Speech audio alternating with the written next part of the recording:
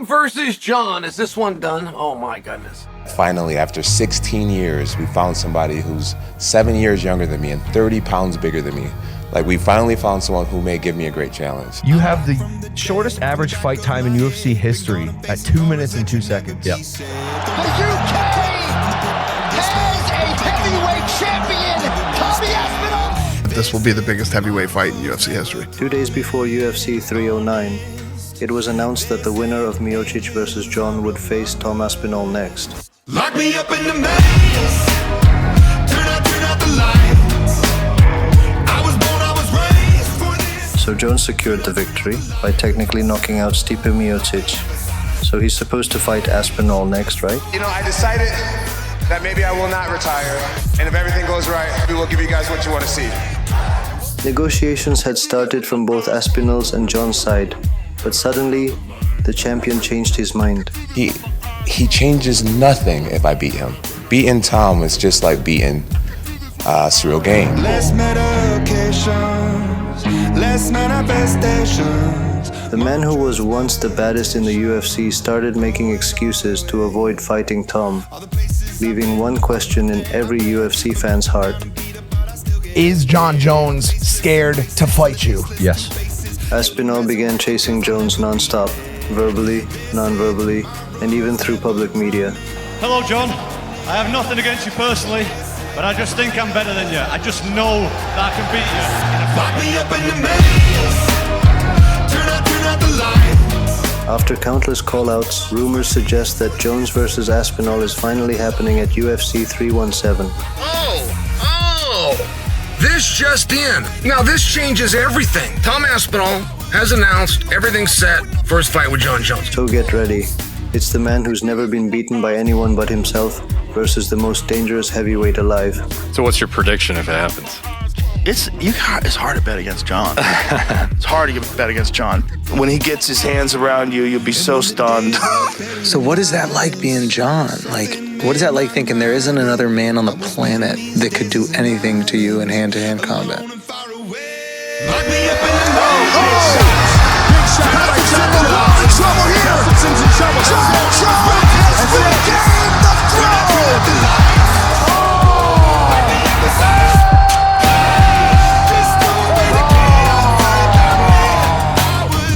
Watch until the end, and don't forget to drop a comment as well.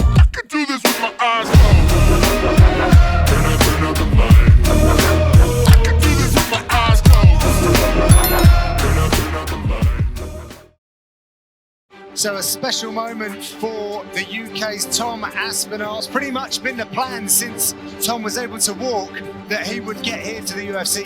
And returning after a very long layoff, November 2017, is Jake Collier. It was July 25th, 2020, UFC Fight Island 3, when Tom Aspinall made his UFC debut. It took him just 45 seconds to finish his first opponent.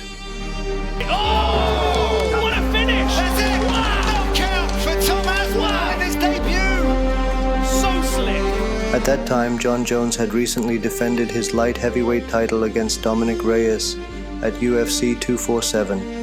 The winner by unanimous decision, and still! Shortly thereafter, Jones vacated his title, signaling a move to the heavyweight division. Yesterday, Jon Jones announced he was vacating the light heavyweight title. Is that official? It's official, yeah. Okay. Jon then said, negotiations starting with you guys about heavyweight. At that time, Aspinall was just a contender.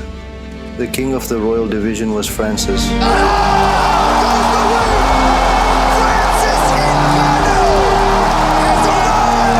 If Jon Jones really wants that fight, Francis Ngannou is the heavyweight champion of the world right now.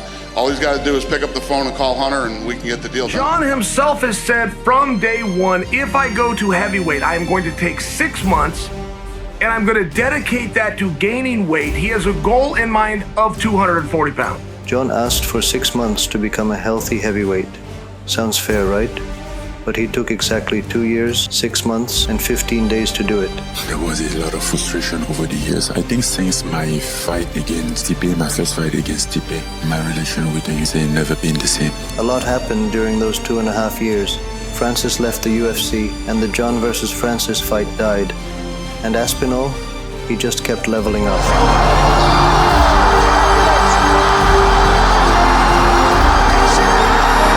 About him said he is the most dynamic, skillful heavyweight in a while. On July 23rd, 2022, the undefeated Aspinall faced Curtis Blades. Tom Aspinall taking out Curtis Blades. My official prediction is Tom Aspinall. Now, I've got to tell you guys, I have a horse in this race. Aspinall was more than ready to stay undefeated, but his knee wasn't. Huge right hands. Whoa! Oh, his knee's gone. Wow! His knee's gone. Oh, such a tragedy that is. That's how good Jon is. Jon's that good. He's that good. I mean, it just sucks that he's had so many controversies in his life, but I'm hoping he puts all that shit behind him. A black man can't drink. I hate you. Deep inside yourself, are you a good guy trying to be bad, or are you a bad guy trying to be good? Man, you just harassed me, man. I've sworn to protect the citizens from people like you, Mr. Jones. Jon Jones took nearly 3 years off, not just to bulk up or dodge Francis, but to outrun his own demons. I think I am a bad guy that's trying to be good. Just because religiously we're all sinners. We're all sinners. In March 2020, he was caught drunk driving in Albuquerque, New Mexico. I got Jon Jones down here, 47 at 3rd and Central. Oh, great. Yeah. Brian just piped us for it. Saw the body cam, saw the whole thing that went down, same as you guys did. So you've got Jon Jones, you have a vehicle, you have alcohol, you have a firearm. Not a great recipe. Did you just hear a gunshot? I did it. You did hear one? Yeah, I did. Where'd it come from? And then he was even arrested in Las Vegas on the same night he was inducted into the UFC Hall of Fame. We had a good evening last night. We were at the red carpet. You took a photo with Jon Jones. And then what happened? What can you tell us about what Jon is going through right now? Just hours after he accepted the induction into the UFC Hall of Fame for his fight against Alexander Gustafsson, the first fight, he was arrested. I came from my Hall of Fame ceremony, and I'm black, and I have my friends, and I did nothing to you. Hey, getting elected into the Hall of Fame, and now this is what I got. It's hard to bring this guy to Las Vegas for any reason. The city is not good for Jon Jones. But somehow, despite everything, Jones kept going with his MMA career. This time, not as a light heavyweight, but as a heavyweight.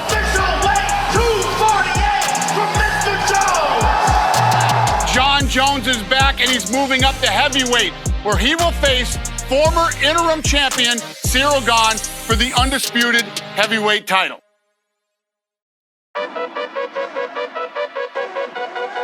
After a long recovery, Tom Aspinall returned on July 23rd, 2023. It's about me coming back, and it's about the return story and showing people that if like hits the fan, it's not the end. Marching! I just win. I'm a 10. Hello, I'm Timothy. I got the recipe. His comeback opponent was no easy task. The ruthless Marcin Tybura. I feel amazing for tomorrow night, 100% healthy, and I'm going to show everyone what I can really do tomorrow night. Make sure you tune in. And there it is, ladies and gentlemen, your main event. Touchdown, I take a look at it back 8. I'm in the gym putting numbers up. You never there, you got bad traits. Never excuses to cover ups.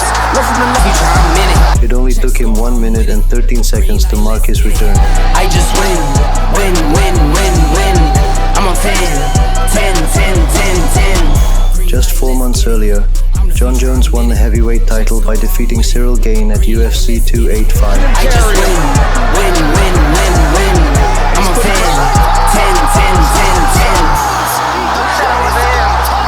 Stipe Miocic, I hope you're training, my guy. You're the greatest heavyweight of all time, and that's what... Jones' next target was Stipe Miocic, and the fight was booked for UFC 295. This is the biggest opportunity in my life to beat the heavyweight GOAT, and I'm gonna give it everything I got. Absolutely everything I got. Jones trained hard, so hard that he ended up injuring himself. What's up, everybody? Here we are again. You know, Jon Jones was training last night, got injured, gonna need surgery. He's out. So a huge question mark was placed on the heavyweight belt. For the interim title, Tom Aspinall and Sergei Pavlovich were named. Sergei Pavlovich, the number 2 ranked heavyweight. He has an 83% finish rate. Tom Aspinall, he's the number 4 ranked heavyweight. 100% finish rate. And just like that, Aspinall entered the championship conversation. Those leg kicks will pay dividends.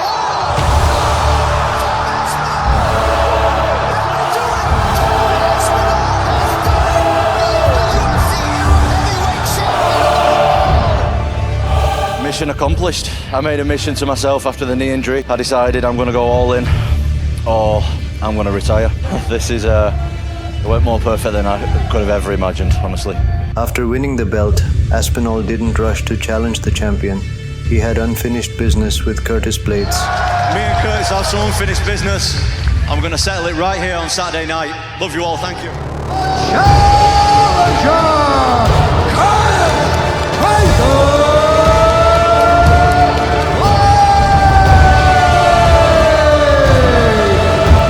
Curtis Blades is in blue, Tom Aspinall in the black and gold, befitting a champion, and we are underway.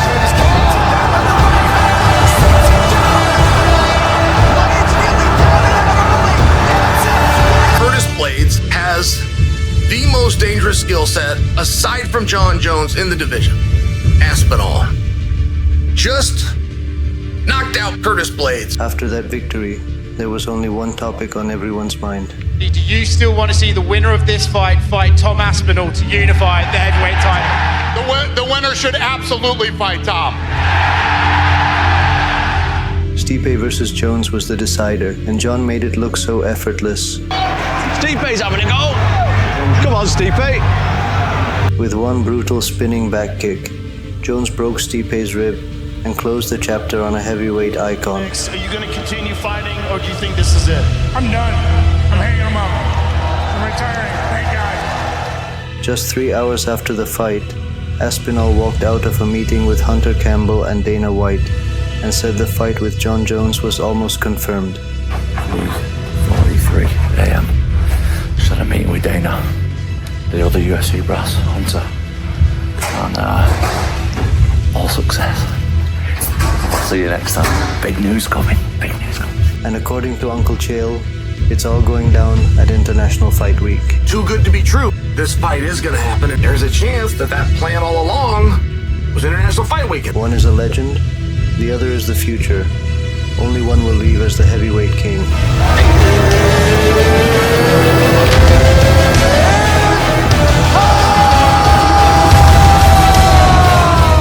Thank you so much for watching till the end, and I'll see you in the next one.